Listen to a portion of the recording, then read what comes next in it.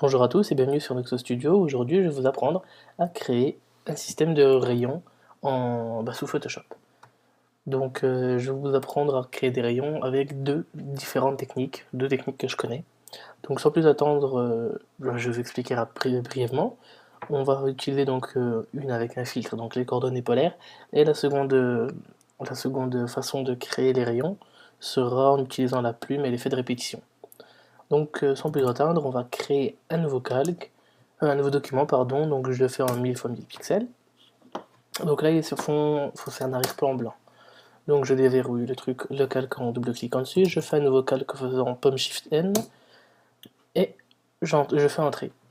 Je vais utiliser mon outil de sélection via M et je vais aller dans les styles. Au lieu de mettre, nativement vous l'avez en normal, je vais passer ça en taille fixe. Je vais définir une largeur de 50 pixels et une hauteur de 1000 pixels, donc la hauteur de mon document. Un fond noir ici, je vais cliquer et ma sélection est faite. Donc sur ce calque-là, j'aurai la première bande noire que je vais mettre en place ici en la remplissant via majuscule F5.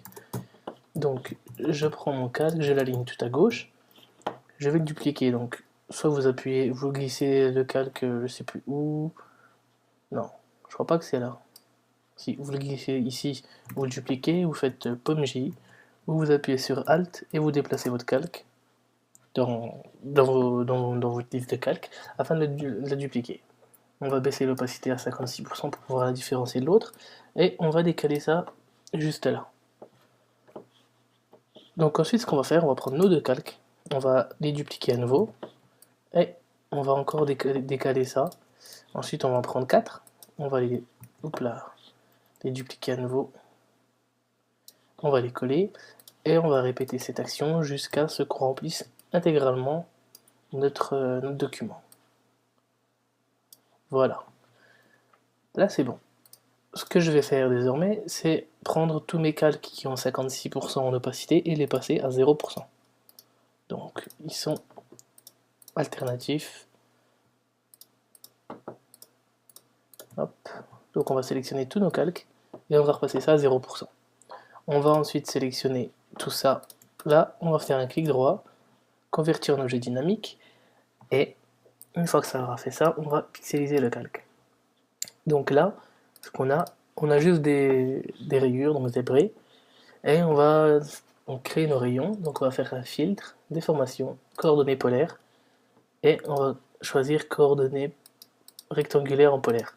Donc comme vous pouvez le voir dans l'aperçu, ça donne ça. Si je prends polaire en rectangulaire, ça ressemble à rien. Donc rectangulaire en polaire, je fais OK. Là j'ai des rayons. Donc après, forcément faut centrer ça correctement. Et voilà. Donc là, on aura notre premier type de rayon. Personnellement, j'aime pas du tout. D'une part parce que j'aime pas la façon de le faire, et d'autre part parce que je trouve qu'en fait ils sont larges, on n'a pas la possibilité de définir correctement le nombre de lignes, de rayons qu'on veut. Donc là, on va procéder à ma façon, à moi. Donc on va faire un nouveau calque. Vous allez prendre l'outil plume, donc ici, ou bien raccourci P, donc outil plume ici. Vous allez dézoomer un peu votre document. Vous allez partir au milieu à peu près. Donc vous allez faire un tracé. Vous allez monter bien en haut. En appuyant sur Shift, vous cliquez pour faire le deuxième point d'ancrage afin d'avoir votre première ligne verticale. Et vous décalez un petit peu pour faire votre truc. Mais là j'ai fait n'importe, il faut que je mette en forme. Voilà, et je vais recommencer. Léger bug. Voilà, là ça c'est bon. Donc on va recommencer.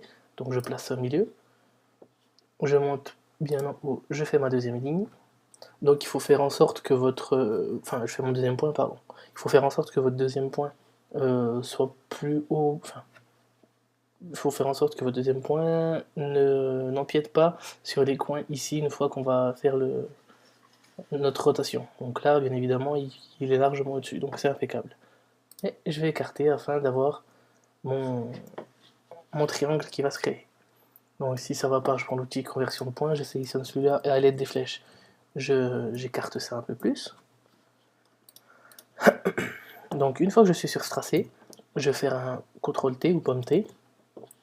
Au niveau du point d'ancrage ici, donc qui est là, je vais le prendre et le mettre tout en bas à gauche. Donc soit vous le déplacez manuellement, soit vous utilisez ici les petites cases qu'on a ici, afin de définir le point d'ancrage ici. Ensuite, on va définir l'angle l'angle de rotation. Donc on va mettre 20%, 20 degrés par exemple, ça fait un peu trop. Je vais mettre 15. Ouais, il faut que ce soit déjà un multiple de 180. De 360, donc 180. Ensuite, je vais faire pomme, shift, T. Non, pomme, alt, shift, T, si je dis pas de bêtises. Voilà. Et je répète ça plein de fois. Pomme, alt, shift, T. Hop là. Une fois qu'on a nos rayons ici, donc on va faire un pomme A. On va centrer ça verticalement, centrer ça horizontalement. On met ça à l'échelle. Donc je vais adapter ça à l'écran. Donc là, voilà, j'ai mes rayons. Donc j'ai le choix soit entre ça, soit entre ça. Donc bien évidemment, le nombre de rayons ici varie en fonction de l'espacement que je définis là où j'ai fait mon pomme T, ma transformation. Moi, ce que je vais faire maintenant, c'est donc peaufiner tout ça et lui appliquer un petit tourbillon, histoire que ce soit mignon. Donc hop, je vais augmenter le tourbillon comme ça. Et voilà. Là, j'ai des rayons à la con. Certes, c'est moche. Donc après, on a des petites astuces qui font que si je prends un dégradé, waouh, j'ai vraiment des dégradés fabuleux. Hop, un dégradé comme ça, je prends un autre dégradé, enfin le même plutôt, je le passe en radial. Voilà, et puis après, j'augmente l'échelle. Il faut que je fasse la même chose pour lui, je le passe en radial également, mais en inversant, si je dis pas de bêtises, ça donne un style. Voilà. Certes, c'est moche, on est d'accord, mais voilà. On a des rayons, après, ben, libre à vous de peaufiner ça avec les couleurs que vous voulez. Si après vous voulez faire par exemple une bannière un peu manga, vous avez juste à réduire ça ici, puis après à mettre vos trucs. Bon, le fond il pue, mais c'est pas grave. Donc voilà, vous savez maintenant comment faire des rayons. Et voilà, donc j'espère que ça vous aura été utile. Si vous avez des idées de tuto, n'hésitez pas à les proposer. Et puis je vous dis à bientôt sur Nexo Studio. Ciao ciao.